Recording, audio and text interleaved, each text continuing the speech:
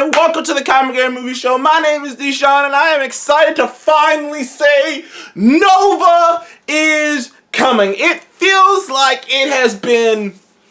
You know what? It doesn't feel like it has been almost 10 years since fans have been clamoring for Nova. Now, there have been rumblings about Nova going back all the way to the first Avengers movie, but more particularly around the first Guardians of the Galaxy movie. Now, it is it's been well documented that James Gunn himself has said that Nova was a character I can't remember if he was going to put him in there or if he was heavily thinking about putting him in there. Of course, Nova has been a Guardian of the Galaxy member before, so him, Adam Warlock, there are a few other characters who haven't been introduced yet. So it would have fit right in, right? It would have fit right in. But it didn't happen. And when they bring up Xandar and the Nova Corps, and we see the Nova Corps' outfits, they're not exactly like the Nova outfits in the comics, but they're very similar. And we kind of expected it was gonna come. Then we thought it was gonna come in Guardians of the Galaxy Volume 2. Didn't happen. Rumors of it happening in Thor Ragnarok. Didn't happen. Basically, any movie that has anything to do with space, we thought. When we saw our first trailers of Captain Marvel, we saw her powers. They look very similar to Nova's in the comics. Didn't happen. There's so many opportunities. We thought maybe he's gonna show up in Infinity War. Didn't happen. Maybe he's gonna show up in Endgame. Didn't happen. Maybe he's gonna show up in Eternals. Like every movie or show or whatnot that involves space, Nova has kind of been the number one asked from fans. Like he's up there. Like he's right up there. Like Moon Knight. People were clamoring for a Moon Knight anything. And between Moon Knight and like a She-Hulk, but mostly like Moon Knight and Nova to me, I think were the two names that a lot of people were yelling about. Like the two ones that were just like, they're the two, not the biggest dominoes that haven't that didn't fall yet, because Moon Knight's not a huge character, but they were the two most popular dominoes that just never happened. You know what I mean? Because all the other big name characters we can think of are characters that weren't owned by Disney yet. But yeah, everyone was clamoring for, everyone has wanted a Nova character, and it's great to hear that show's in development. And also, not only is the show or movie, it hasn't really been declared yet. All we know is it's probably is that the high likelihood is it's going to Disney Plus. It'd be cool if they made it a movie and just made it an exclusive movie to Disney Plus, but I don't know if they want to do that, because I'm not sure what they say about the movie if it's not out in the big box office. But I feel like they want to build the younger Avengers, but I don't know what Nova is. I hear that they might be focusing on Richard Rider, which I am actually kind of surprised, because I would have swore they were going to focus on Sam Alexander. Just for diversity's sake, Disney in general and Marvel itself is really making strides in in the department of diversity. There are so many women and there are so many women and people of color in big prominent positions in the MCU. We have a Black Captain America. Two of the Marvel characters are different different kind of ethnicities. There's just so much going on. There's so many women stepping up to the plate, and Marvel has done a great job with diversity. Even in Eternals itself, and you got Shang-Chi. There's so many great things they've done, and they've done it organically without really force feeding it. It's just this is just the characters that they're showing. They're not doing anything. These are the characters that they're going to. That I was very surprised they had an opportunity to have a Latino lead, which they haven't had in the MCU. And maybe they could beat Blue Beetle to the punch, because Blue Beetle is gonna obviously has a massive Latina cast. If they just cast fucking George Lopez, but so I was a bit surprised they're focusing on Richard Rider. Though my pitch, I still think my pitch, the idea that I had for a Nova Corps, for a Nova movie or show, it still stands. I still think they might still go for an Ant-Man thing. I still think they might go for an Ant-Man in terms of that Richard Rider is the lead, is the main one, but Sam Alexander is there. It's just, like I said, I just can't see them giving up, because Sam Alexander is the only major Latino character that they have in Marvel. Like, really. Otherwise, they'd have to turn another character into a Latino character. But Sam Alexander is the biggest one. And I get it, Richard Rider is the main Nova. He is the first Nova. But just like DC had to do when they brought in Jon Stewart to just to diversify their cast, because it's just a bunch of white people, it's the same reason they went, and the same reason they brought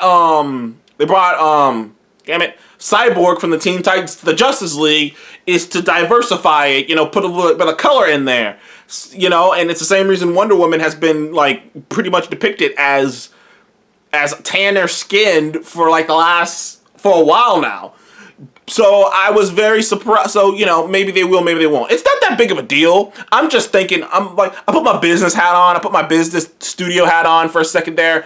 And that's what I was thinking. But I still think they might go for it. Though I am hearing it's going to focus more on Richard. Which, by the way, is an amazing story. I mean, the last surviving Nova Corps member. Now, granted, I don't think Nova was destroyed. I think it was halved. Just like Thanos was doing. He wasn't destroying people in full. He was just halving motherfuckers.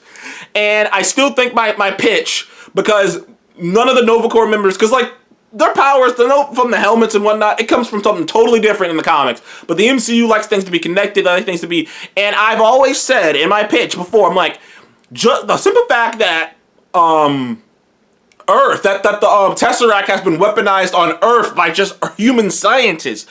I can only imagine what advanced alien scientists, what kind of weapons they came up with using the Power Stone. They had that thing for, I'm not sure how long. How long did they have the Power Stone? They had it for at least 3 or 4 years. Comment below, how long did Xandar have the Power Stone? They had it long enough that they could do some experimentations and see if they can harness its power. And it's not above the realm, it's not beyond the realm of possibility that they had some experimental technologies that they used the stone on, that they used the Power Stone on, and that they empowered a helmet. They empowered the helmet. They put the power of the Power Stone inside of this helmet. They never got the chance to use it, and in the wreckage of Xandar, some guy, maybe he's a former member, maybe he's not, I don't know how they want to play it, finds this helmet, finds this experimental technology, and he puts it on, and the suit forms and everything, and it's just something that they created. The story, I'm curious what the story would have to be, because Thanos is dead. And you imagine that anything that involves a Nova movie is going to revolve around the destruction of Xandar, or the halvening of Xandar. And, there's no way to get revenge unless they do what I thought about before, because if in the comics, there's actually a fifth member of the Black Order. She's called Supergiant. Weird name, because she's not even that big, but still, she's called Supergiant, and I believe she's like a telepath. Basically, she could do what Ebony Maw was doing, or something. Ebony Maw was doing, but yeah, Supergiant. And Supergiant is a pretty cool character, but she never made it to the cut. There's a lot of characters, but I could see them definitely doing something where the remnants of Thanos' army, which could still be out there. Thanos had a huge army. You have to imagine that he would have some subordinates and a couple people still remnants of his empire hanging around. And I could definitely see maybe Supergiant was somewhere else when this went down, and she comes back in and she's just what the fuck happened? And but either way, I don't know what the villain would be, because I don't know Nova's villains. Nova is such an interesting character, because to me personally, I haven't read a ton of Nova, but to me personally, whenever he shows up, whenever he's involved in something, he's usually a really cool side character. He's not dead. He's really a really cool side character a lot of times. Or he shows up in these huge events in Marvel Comics, these huge space events, and does cool shit. But I never fell in love with the character. I liked him in Ultimate Spider-Man, but that's the Sam Alexander version of him. See, so I'm not in love with Nova. I wasn't in love with Moon Knight. Of course, I recently read some of the Moon Knight comics. I'm still reading some of them. So I'm a little bit more into Moon Knight than I am Nova. But I'm excited for this, because I'm excited for the story potential. I'm curious what direction they're gonna go with it.